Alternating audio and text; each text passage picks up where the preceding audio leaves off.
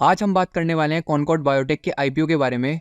हम पहले इसकी फंडामेंटल एनालिसिस करेंगे और उसके बाद देखेंगे क्या हमें इस कंपनी के आईपीओ में इन्वेस्ट करना चाहिए या नहीं करना चाहिए। ये कंपनी इनकॉर्पोरेट हुई थी 1984 में और ये R&D driven bio pharma company है। ये कंपनी मैन्युफैक्चर करती है fermentation based APIs across immunosuppressants and oncology, और ये जो सप्लाई करते हैं over 70 countries including USA, Europe and Japan. ये कंपनी मैन्युफैक्चर करती है fermentation and semi synthetic based product in therapeutic segments such as immunosuppressants, antibacterial, oncology, anti fungals and others. अब इसकी नॉलेज तो मुझे नहीं है, जो इस इंडस्ट्री से होंगे वो समझ ही गए हों।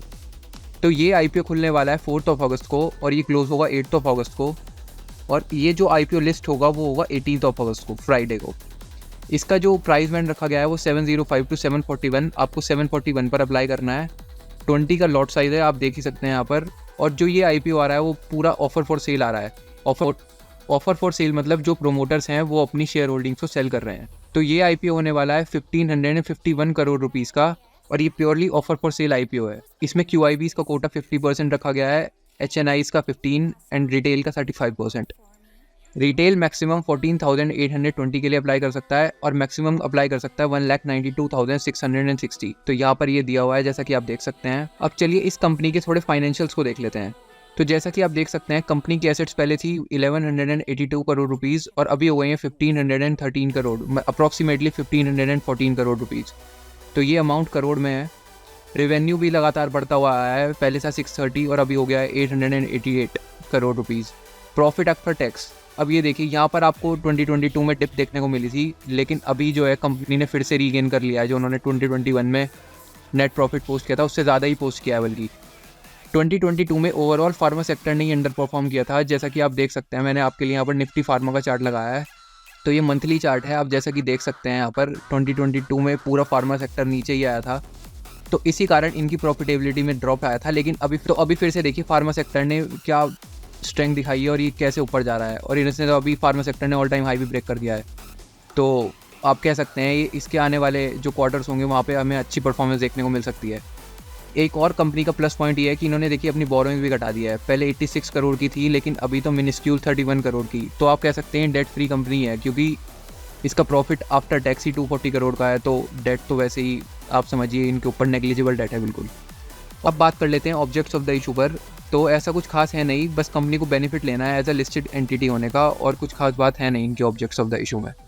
इस आईपीओ की सबसे खास बात यही है कि इसमें लेट श्री राकेश झुनझुनवाला जी इन्वेस्टर हैं और उन्होंने इन्वेस्ट किए थे 2004 में, और अभी उनका जो स्टेक है इस कंपनी में वो है 24% का। और जो प्रोमोटर अपनी होल्डिंग्स को बेच रहे हैं वो है हेलिक्स इन्वेस्टमेंट होल्डिंग्स। तो राकेश झुनझुनवाला जी यहाँ पर नहीं बेच रहे हैं अपनी होल्डिंग्स, बल्कि हेलिक्स इन्वेस्टमेंट होल्डिंग अपनी पूरी जो 20% की होल्डिंग थे वो बेच रहे हैं, और उसी को बेचकर आईपीओ लाया जा रहा है। तो ये एक बहुत ही पॉजिटिव न्यूज़ है कि इसमें अभी राकेश झुनझुनवाला जी इन्वेस्टेड हैं।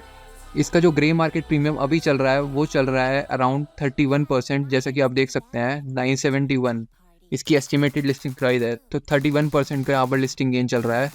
और साथ ही मैंने जो लास्ट वीडियो में आपको बताया था SBFC फाइनेंस के बारे में, उसका देखिए ग्रे मार्केट प्रीमियम अभी बढ़कर हो गया है 70%। बाकी मैंने एक डिटेल्ड वीडियो भी बनाई है SBFC फाइनेंस के ऊपर, आप वहाँ पर जाकर विजिट कर सकते हैं और देख सकते हैं कि हमने कैसे उस आईपीओ को एनालाइज किया है। यहाँ पर मैंने आपको GMP की अपडेट दे ही दी है। अब लिस्टेड प्लेयर्स की बात कर लेते हैं।